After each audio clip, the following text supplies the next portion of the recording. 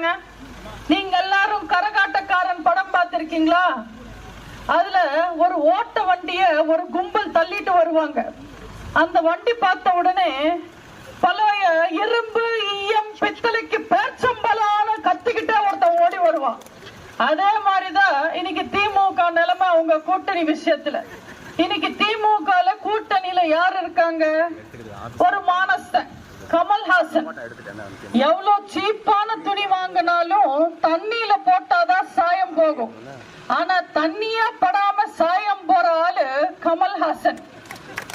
கலைஞரின் மகன் ஸ்டாலின் சொல்றதே கெட்ட வார்த்தை மாதிரி பேசுற கமல்ஹாசன் இன்னைக்கு அவரோட கூட்டணி பேச்சுவார்த்தைக்கு ஸ்டாலின் மகன் உதயநிதி கிட்ட கை கட்டி உட்கார்ந்துகிட்டு இருக்காரு. கமல்ஹாசன் பேச்சுவார்த்தை முடிச்சிட்டு வெளியில வந்த உடனே அவரோட கட்சிக்காரங்க போய் கேட்டாங்களா, சார் நம்ம நிலைமை என்னன்னு. நம்மள டார்ச் லைட்லயே நிக்க சொன்னாங்கன்னு சொன்னாரு. அப்படியா சார், எத்தனை தொகுதி என்ன தொகுதின்னு கேட்டாங்களா? தொகுதியில இல்லப்பா, கையில டார்ச் லைட் புடிச்சுக்கிட்டு நிக்க சொன்னாங்கன்னு சொன்னாரு.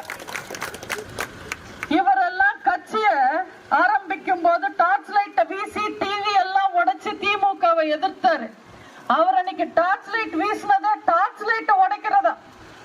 என்ன மாதிரி ஒரு நண்பர் போய் கமல்ஹாசன் கிட்ட கேட்டிருக்காரு, டிவி எல்லாம் உடைச்சிட்டீங்களே சார் திமுகவை எதிர்த்து, இன்னைக்கு அதே திமுக கூட கூட்டணி வச்சிருக்கீங்களேன்னு. டிவி உடைஞ்சா என்ன, ரிமோட் கண்ட்ரோல் என் கையில தான் இருக்குன்னு சொன்னாரா? இதெல்லாம் என்ன முட்டாள்தனம்?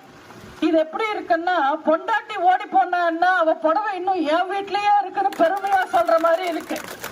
இவங்கெல்லாம் எந்த அறிவுல அரசியல் பண்றாங்கன்னு தெரியல. அந்த திமுக கூட்டணியில இன்னொரு பெரிய மானஸ்தர் இருக்காரு.